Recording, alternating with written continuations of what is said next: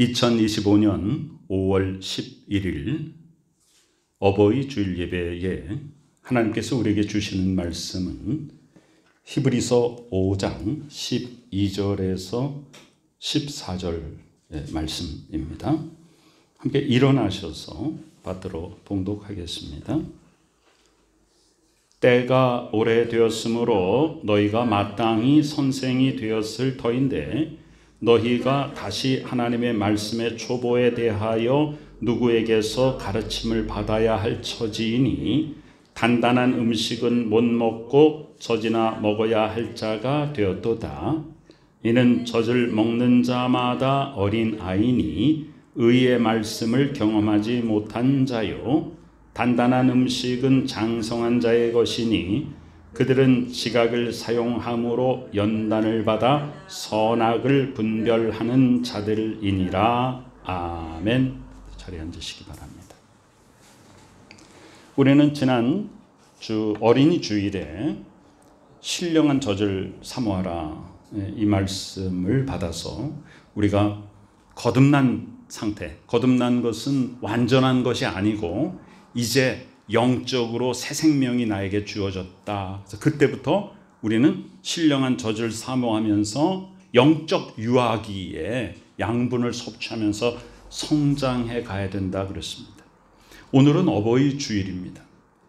어버이날을 맞이하면 많은 어버이들이 어떤 생각을 가지냐면 자녀들로부터 공경받는 생각을 많이 하게 되죠. 그래서 나는 어버이다. 우리 자녀가 이거 꽃 이렇게 달아줬다. 자랑하고 막 할머니들은 막 금반지 해줬다. 막 자랑하고 우리 아들이 우리 딸이 우리 며느리가 이거 해줬다. 막 이렇게 자랑하는 그런 모습이 이제 교회 밖에서는 많이 보입니다. 우리는 어버이날에 교회에서 무엇을 생각해야 될 것인가? 나는 합당한 어른인가? 어버이라는 말은 자녀가 있는 어른이다 그 말이지 않습니까? 그런데 내가 육신적으로 자녀가 없을 수도 있어요. 그러나 어버이입니다. 왜냐하면 우리 세대의 후손들이 있기 때문입니다. 만약에 모두가 어버이가 되지 않는다면 우리 인류는 당대에서 끝나버릴 거 아닙니까? 우리가 이 땅에 태어나서 이 땅에 해놓고 가야 될 굉장히 중요한 일이 다음 세대를 세우는 일입니다. 그런데 내가 유아기 때 신령한 젖을 사모하고 잘 자라나지 않으면 우리 육체도 그렇고 정신도 그렇고 다 발달 시기가 있습니다. 그래서 시간이 쭉 지나서 겉모습을 보니까 성인 같지만 어릴 때 또 청소년 시절에 그때 해야 될 어떤 일들을 다 잘 수행하지 못하면 완전한 의미의 어른이라고 보기가 어렵습니다. 육신적으로도 그렇고 정신적으로도 사회적으로도 그렇습니다. 영적으로는 더 그렇습니다. 우리가 예수 그리스도를 개인의 구주로 영접하고 하나님의 자녀가 되는 그 기쁨을 누린 그때부터 하나님의 말씀을 어떻게 먹어야 돼요? 날마다 먹고 자라야 됩니다. 그리고 언제나 기도하며 영적인 호흡을 통해서 하나님과 교통하며 성장해야 됩니다. 그래야 어른이 되는 것이에요. 우리가 이 세상에서 어른이 되었다라고 하면 무엇을 말합니까? 옛날 어른들이 애 낳아야 어른이지 이런 말씀하셨어요. 네. 그런데 그건 어떤 의미입니까? 재생산이라는 것이죠. 그래서 영적으로 내가 어른이 되었다는 것을 어떻게 표현하냐면 내가 다른 사람에게 복음을 전해서 그 사람을 구원에 이르도록 하는 내가 구원의 통로가 되었는가? 그랬으면 영적으로 이제 어른이 되었다라고 보는 것입니다. 재생산이죠. 나만 구원받는 것이 아니라 나를 통해서 다른 사람이 구원에 이르도록 내가 안내하고 그리고 이제 막 구원받은 사람이 이제 막 태어난 거듭난 영적인 어린아이에게 내가 신령한 젖을 먹여줄 수 있는 사람, 그것이 영적인 어버이입니다. 그래서 우리는 오늘 내 자신을 돌아봐야 됩니다. 내가 자녀를 양육할 수 있을 만큼 성장했는가? 영적으로 성장했는가? 오늘 말씀에 그 앞절에 보니까 멜기세덱에 관하여는 우리가 할 말이 많으나 너희가 듣는 것이 두나무로 설명하기 어려우니라. 자, 어떤 분들은 야, 안타깝다. 설명 좀 더 해주시지. 그랬는데 이 히브리서의 기자는 뭐라고 얘기하냐 하면 지금 이 히브리서를 이렇게 쓰고 있는데 이 히브리서를 읽을 사람들을 생각해 보니까 더 어려운 얘기해야 어렵다, 힘들다, 받아들여지기 어렵다 그런 얘기죠. 멜기세덱은 누구냐 하면 바로 성육신 하기 전에 예수 그리스도의 모습입니다. 그래서 아브라함이 멜기세덱을 만나서 11조를 드리고 그리고 아브라함이 헌신하고 아브라함이 하나님의 부르심에 응답하고 순종하는 그런 모습이 보이지 않습니까? 그런데 그것에 대해서 지금 히브리서가 설명을 막 하려고 하는데 이거 너무 어렵다. 그만두겠다라고 말합니다. 그리고 뭐라고 말하냐면 때가 오래되었으므로 너희가 마땅히 선생이 되었을 터인데 그렇습니다. 우리가 다음 주일은 스승의 주일로 지킬 것입니다. 5월달은 참 귀중한 달입니다. 어린이날, 어버이날, 스승의 날이 연속적으로 한 주 간격으로 있죠. 교회에서도 어린이 주일, 첫째 주일, 두 번째 오늘 어버이 주일, 다음 셋째 주일 스승의 주일로 섬길 것입니다. 선생이라는 게 무엇인가? 우리가 교육의 가장 중요한 이 세상에서 사회적으로 볼 때 어떤 사람의 완성된 인격을 형성해주는 교육 중에 가장 중요한 교육이 뭐예요? 우리가 어떤 아이가 뭔가 조금 어긋난 행동을 하면 뭐가 잘못됐다고 처음에 말합니까? 학교 교육이 잘못됐다고 말하지 않습니다. 가정교육이라고 말하죠. 우리가 신앙생활에서도 더 중요합니다. 우리가 어떤 영적인 부분에, 신앙적인 부분에 뭔가 조금 빗나간 부분이 있을 때 우리가 교회 교육이 잘못됐다라고 말하기 이전에 가정에서의 신앙생활, 가정 속에서 부모가 자녀에게 신앙의 본을 어떻게 보였는가, 그것이 첫 번째 문제가 되는 것이에요. 그러니까 우리가 말과 혀로만 복음을 전하는 게 아니에요. 말과 혀로만 사랑을 말하는 것이 아니라 행함과 진실함으로 해야 됩니다. 어떻습니까? 우리가 바깥에 나가서는 다른 사람들 앞에 내가 상당히 괜찮은 신앙인처럼 보일 수 있어요. 그죠? 왜냐하면 그분들은 나를 만나는 그 환경, 그 조건, 또 그러한 여러 가지 서로 만나야만 하는 그런 이유 속에서 만나기 때문에 내가 얼마든지 나의 모습을 그렇게 보일 수 있습니다. 그러나 내 가족에게, 특별히 내 자녀에게 그렇지 못해요.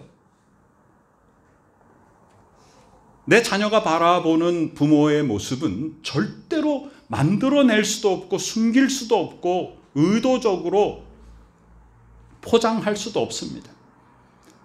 부모에 대해서 가장 잘 알고 있는 사람이 바로 자녀입니다. 부부는요, 둘 다 한 사람은 엄마고 한 사람은 아빠이기 때문에 자녀들 앞에서 서로를 슬그머니 커버를 쳐줄 수 있어요. 그죠? 덮어줄 수 있단 말이에요. 자녀에겐 그렇게 할 수가 없어요. 아이들에게 비춰지는 자기의 부모의 모습은 어떤 것인가? 그것이 바로 그 부모의 원 모습인 것이죠. 만약에 어떤 부모가 자녀에게 교회 가라, 교회에서 선생님 말씀 잘 들어라, 성경책 맨날 읽어라, 맨날 기도해라 이렇게 하면서 정말로 신앙인으로서의 영적인 본을 부모가 보이지 못하고 있다면 그 아이는 건강한 신앙인으로 자라기가 매우 어려울 수 있습니다.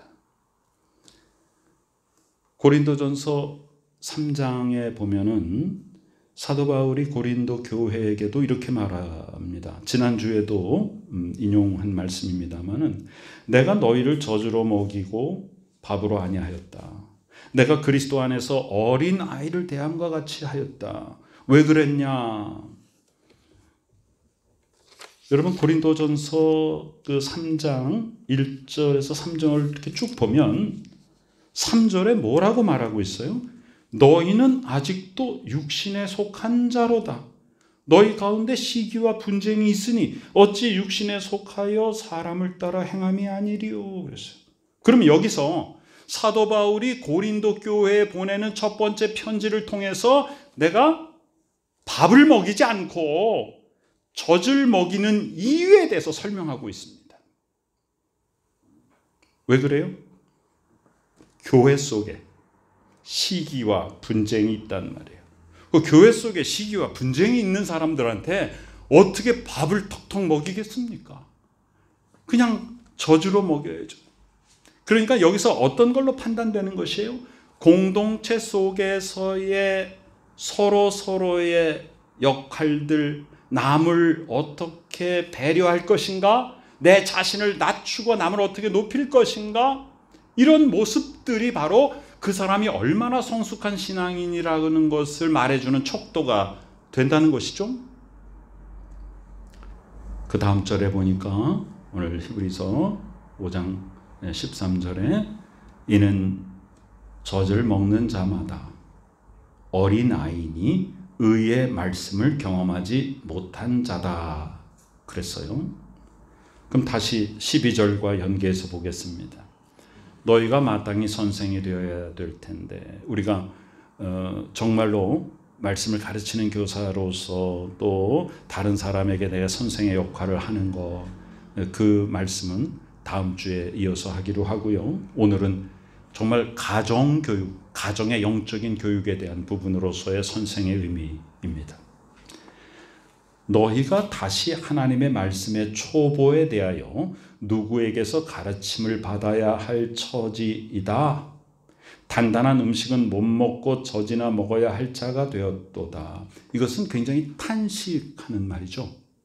여러분들 얼마나 교회 온 지 지금 세월이 10년, 20년, 30년 지났습니까? 그런데 성장하지 못하고 항상 초보의 상태에 머물러 있고 어린아이처럼 젖이나 먹여달라고 그러니 이래가지고 어떻게 장성한 분량의 성도라고 할 수가 있겠습니까? 라는 말이죠.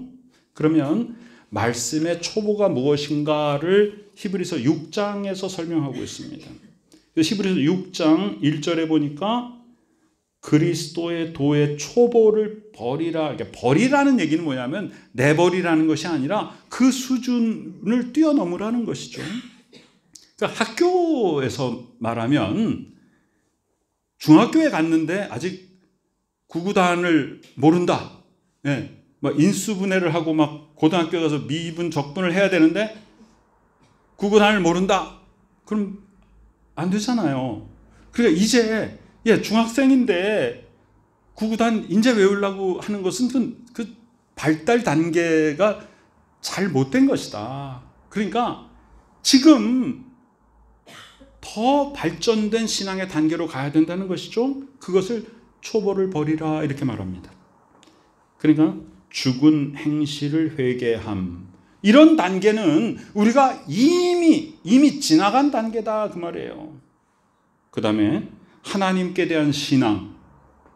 교회를 오래 다녔는데도 하나님이 정말로 계신지 안 계신지에 대한 확신이 없는 사람들도 있어요. 그런 거 이제 좀 뛰어넘어야 되지 않느냐. 그건 굉장히 기본적인 것이다. 그 다음에 침례들과 우리가 침례를 받을 때 어떻게 해요? 그리스도 예수와 함께 못 박히는 경험을 물속에 잠김으로 하지 않습니까? 예.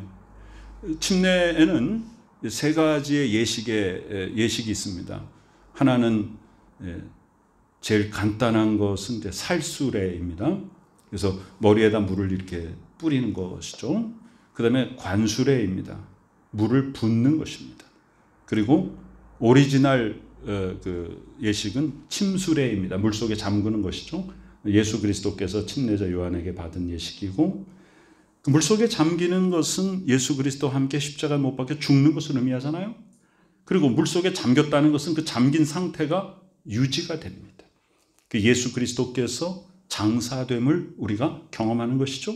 그리고 물 밖으로 나오면서 그리스도 예수와 함께 부활에 동참하는 것이에요. 그래서 새로운 삶으로 새롭게 살아나는 것입니다. 그래서 그것이 바로 침례들이다 그랬습니다. 그 다음에 안수는 직분을 세울 때도 안수하지만 또 누가 어려운 일이 있을 때, 병이 걸렸을 때, 또 이런 데도 안수하고 축복할 때도 안수하지 않습니까? 또 죽은 자의 부활, 영원한 심판. 예를 들면 이러한 것들은 굉장히 우리의 신앙의 기초적이고 초보적인 것이다 그 말이에요. 이런 것에 계속 거기 머물러 있으면 안 되고, 그것은 이미 지나간 것이다. 이미 그 당연한 것이다. 어떤 집회를 하는데 그 강사 목사님이 이런 말씀하셨어요. 아니, 집회할 때마다, 뭐 부흥회 할 때마다 맨날 회개만 하냐? 그리고 도로 구원받고 또 그 다음에 또 구원 잃어버리고 그 다음 집회할 때 그때 회개 또 하고 또 구원받고 이러지 맙시다. 이런 말씀하신 것이 기억이 나요. 이제 제발 신앙 성장합시다라는 것입니다. 우리가 어버이 주일을 맞아서 내 자신을 돌아보기를 원하는 가장 중요한 포인트가 뭐냐면, 나의 신앙은 지금 어디까지 와 있는가라고 하는 것입니다. 어찌 육신에 속하여 사람을 따라 행하고 있는가라고 하는 것이죠. 로마서 12장 2절 중요한 말씀이에요. 로마서는요, 이 12장에서 실제로 우리는 어떻게 살아야 될 것인가라고 하는 구체적인 삶을 말해줘요. 로마서 1장 11절까지는 교리적인 부분이고요, 12장부터 실제 삶에 대한 얘기를 해요. 너희는 이 세대를 본받지 말고. 그 이 세대가 어떤 세대입니까? 우리가 자녀들을 향해서 좀 염려를 많이 하지 않습니까? 얘들이 이 험한 세상에 나가서 어떻게 살까? 그런데 우리들이 젊을 때, 우리들이 어릴 때 우리의 부모들도 똑같은 염려를 하였죠. 근데 세상의 그 흘러가는 모습을 한번 좀 영적으로 바라보기를 원합니다. 점점 이 죄악이 창궐해 가고 있어요. 더 커지고 있단 말이에요. 근데 몇십 년 전에 생각했던 것과 너무 다르게 급속도로 이 세상적인 것, 세속적인 것, 향락과 또 다른 사람을 돕거나 섬기는 것이 아닌 도리어 남의 것을 취하여 내 것으로 삼는 것을 성공이라고 여기는 것, 이런 것들을 몇 가지 말로 요약해서 설명하면 물질 만능주의, 성공 지향주의, 이렇게 말할 수 있죠. 점점 그렇게 가고 있습니다. 그리고 이런 향락들, 우리가 아주 원초적인 것들을 부끄러워하지 않고 즐기는 문화가 팽배해져 있습니다. 심지어는 그것이 점점 더 확대되고 있고 그 연령층이 점점 낮아지고 있습니다. 굉장히 위험합니다. 굉장히 심각합니다. 그러면서도 죄에 대한 의식이 없습니다. 부끄러움이 없습니다. 그런 세상을 향해서 하나님은 우리에게 말씀하십니다. 이 세대를 본받지 말라. 죄악이 창궐한 이 세상, 예수님께서 이 세상을 딱 두 마디로 요약해서 말씀하십니다. 악하고 음란한 세대다 그랬어요. 매우 정확합니다. 근데 이 세상은 참 진짜 악하고 음란하죠. 2000년 전에도 예수님이 그렇게 말씀하셨어요. 그런데 그 2000년이 지나면서 지금 우리의 삶은 예수님 시대에서 바라보면 정말 비교도 할 수 없을 만큼 더 악하고 더욱더 음란한 세대가 되지 않습니까? 단단한 음식은 장성한 자의 것이다 그랬어요. 그들은 지각을 사용함으로 연단을 받아.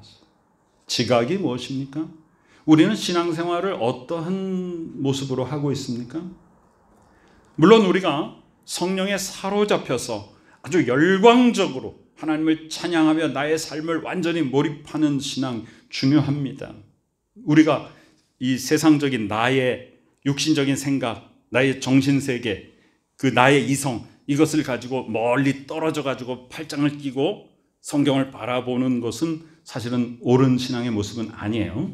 그러나 그것을 아예 놓고 그냥 지각이라고 하는 부분을 다 놓고 완전히 그 엑스타시한, 그냥 환상적인 뭐에 취한 듯이 그렇게 하는 것을 바로 소위 광신, 비이성적 열광, 이렇게 표현하죠. 그런 신앙은 상당히 또 위험합니다. 성경은 우리에게 분명히 지각이라는 말, 지각이라는 거, 지성, 영적인 지성이라는 것이 굉장히 필요한 것입니다.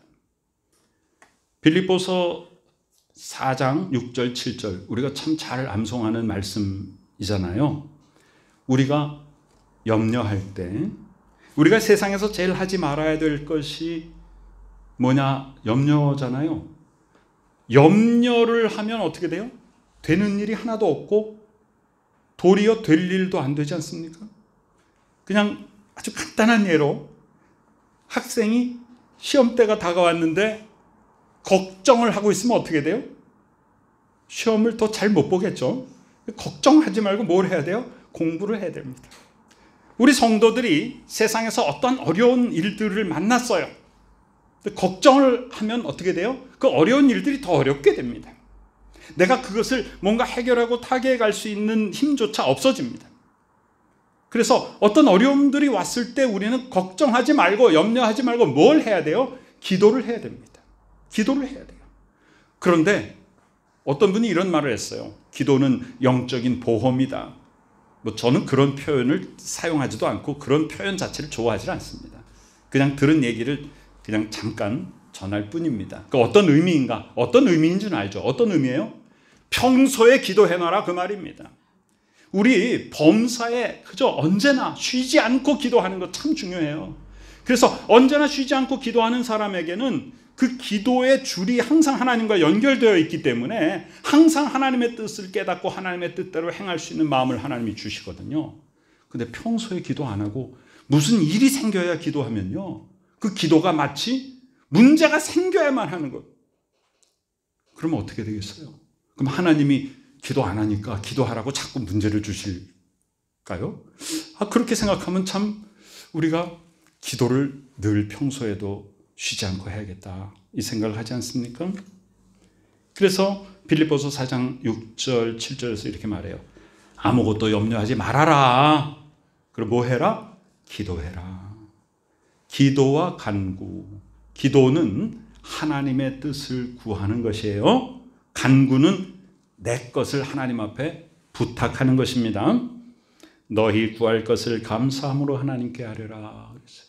우리가 구할 때, 기도할 때 먼저 해야 되는 게 감사예요. 범사의 감사가 뭐예요? 좋은 일이 생겼을 때만 감사하는 게 아니잖아요. 그냥 나의 삶에 주신 모든 것을 감사하는 거예요.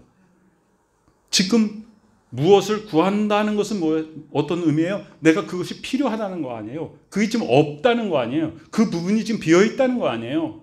근데 감사를 먼저 하라는 것이죠. 근데 이것이 바로 어떤 신앙의 단계예요? 단단한 음식을 소화해낼 수 있는 장성한 분량의 신앙의 단계가 바로 범사에 감사하는 것이에요. 내가 지금 구한다는 건 내가 뭐가 없다는 것이지만 그 없는 상태도 감사하는 거예요. 하나님께서 그 모든 것들을 하나님의 뜻대로 인도해 주십니다. 그렇게 하면 7절에 빌립보서 4장 7절에 모든 지각에 뛰어난 하나님의 평강이, 모든 지각에 뛰어났다. 하나님은 모든 지각에 인텔리전트, 그러니까 지성, 하나님은 지성을 가지고 계신 분이에요. 그 하나님의 지각이 우리를 평강 가운데 우리의 마음과 생각을 지켜주신다 그랬습니다. 자, 단단한 음식이 무엇인가? 단단한 음식. 단단한 음식이라고 하는 것은 우선 하나님의 말씀 가운데 내가 받아들이기 어려운 것입니다. 그러면 신령한 젖은 유아가 먹는 것이죠. 성경 말씀에 보면요, 내가 아주 받아들이기 좋은 메시지가 많아요. 하나님은 너를 복 주시기를 원하시며 계속 들어와도 복을 받을 것이며 나가도 복을 받을 것이며, 네. 그냥 가만히 있는데 하나님이 막 복 주신다는 메시지는 너무 좋은 거예요. 너무 좋은 거예요. 누르고 흔들어 넘치도록 부어주리라, 너무 좋은 거예요. 그런데 그 앞에 뭐가 있어요? 주라 그랬어요. 내 것을 남에게 주라는 거예요. 아이고, 잘 받아들이기가 어려워요. 아까운데 우리의 신앙이 조금 좀 더 성장하기 시작합니다. 그러면 하나님의 사랑이 더 깊이 느껴지죠. 나 같은 존재를 위해서 하나님이 인간이 되어서 오셨단 말인가? 내가 지은 죄의 삭신 사망을 내가 죽을까봐 나 죽지 않게 하시려고 예수께서 생명을 내어버리셨단 말인가? 나 때문에 그 사랑이 확 느껴지는 거예요. 그런데 내가 아직도 용서하지 못하고 있는 사람이 있단 말인가? 아직도 내가 내 것을 아까워하면서 그것을 쥐고 있단 말인가? 이것이 장성한 신앙의 단계로 가는 모든 성도들의 똑같은 마음이 그렇게 와요. 그러면 그것을 어떻게 해야 돼요? 마음속에 품고 있지만 말고 행함으로 옮겨야 됩니다. 성경 말씀 속에는요, 아주 내가 받아들이기 어려운 말씀도 많이 있어요. 내 폐부와 관절과 골수를 찔러 쪼개는 말씀이 많아요. 회개하라. 이런 말씀이 너무 많아요. 야, 이거는 너무 지키기가 어려운데 이런 말씀 많아요. 자, 억지로 할 필요는 없습니다. 성경 분명히 말합니다. 지난주에는 유아가 영적으로 신령한 젖을 사모해서 자라나라 그랬죠. 오늘은 어버이 주일에 단단한 음식도 소화하여서 장성한 분량의 신앙에 이르러서 내가 이제는 다른 사람을 먹일 수 있도록 해라라는 말씀이에요. 그런데 이것이 뭐 지난주하고 이번 주니까 일주일 동안 이루어집니까? 그렇지 않죠. 하나님은 인정해 주십니다. 아, 이제 어린아이니까 그냥 신령한 젖만 먹고 자라나라 인정해 주셔요. 우리가 어린아이한테 단단한 음식을 주면서 너 왜 이거 안 먹니? 이렇게 하지 않잖아요. 그 누가 잘못이에요? 먹으라고 주는 사람이 잘못이죠. 그런데 일정 기간 분명히 성장했어야 함에도 불구하고 계속해서 이 유아적인 태도를 취하는 것은 그것은 바른 신앙의 성장 단계가 아니란 말이에요. 그럼 하나님의 말씀 속에서도 나에게 단단한 음식이 있고요. 그 다음에 환경 속에서도 있습니다. 로마서 5장 3절과 4절은 환난 중에서도 우리는 즐거워한다. 환난은 인내를, 인내는 연단은 소망을 이루는 줄 알미로다 그랬어요. 장성한 분량은 환난이 와도 즐거워하는 것이에요. 근데 세상적으로 생각해 보세요. 환난이 왔는데 어떻게 즐거워하겠습니까? 교통사고가 나가지고서는 온몸이 막 많이 망가진 성도가 병원에 이렇게 누워 있습니다. 그 교회에서 이렇게 신방을 가요. 그런데 이 환자가 누워가지고 하나님 아버지 감사합니다. 감사합니다.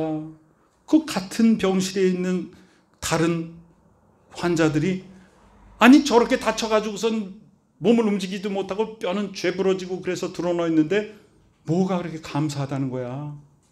이해하지 못합니다. 장성한 분량의 신앙을 갖지 못한 사람은 내가 환난을 당했음에도 감사할 수 있다는 것을 이해하지 못합니다. 이것은 가르쳐서 되는 얘기가 아니에요. 성령께서 나를 그런 단계로 인도해 주셨을 때 내 속에서 우러러 나오는 내 신앙의 고백인 것입니다. 그것이 장성한 분량의 성숙한 성도의 모습입니다. 오늘 어버이 주일에 어버이란 무엇인가를 생각하는 시간을 주심을 감사합니다.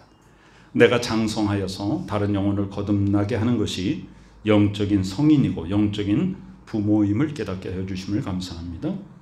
신령한 젖을 사모하는 어린아이로 우리는 거듭났습니다. 그러나 우리는 유아의 단계에 계속 머물러 있지 않고 단단한 음식, 내가 받아들이기 어려운 말씀도 소화하고 환난이 와도 기쁨으로 여기며 그런 장성한 신앙의 분량으로 점점점 성장시켜 주시기를 간절히 기도합니다. 가정의 달에 우리의 가정을 하나님의 말씀으로 지켜주시기를 기도합니다. 이제 내가 단단한 음식을 소화해내어서 내가 신령한 젖으로 후손들을 먹이는 영적인 부모가 되기를 소망하는 복된 우리 모든 성도 여러분 모두의 삶에 하나님의 큰 은혜가 임하시기를 간절히 축원합니다. 아멘. 모두 자리에서 일어나시기 바랍니다. 하나님의 귀한 은혜에 감사드립니다. 어버이 주일에 내가 참 영적인 어버이임을 다시 한번 하나님 앞에 깨닫게 하여 주시옵고 우리의 부족한 부분들을 하나님 앞에 올려드리며 하나님의 더 귀한 것으로 채우게 하여 주시니 감사드립니다. 주여, 우리가 단단한 음식도 소화하여서 우리 후손들을 참으로 신령한 저주로 먹이는 진정한 영적인 부모가 되게 하여 주시옵소서. 지금은 우리 구주 예수 그리스도 귀하신 은혜와 하나님 아버지 크신 사랑하심과 성령님의 놀라운 역사하심이 이 시간에 장성한 분량에 이르러 하나님의 귀한 뜻을 이루기를 소망하는 복된 믿음의 식구들의 머리 위에 지금부터 영원까지 함께 계시옵기를 간절히 축원하옵나이다. 아멘.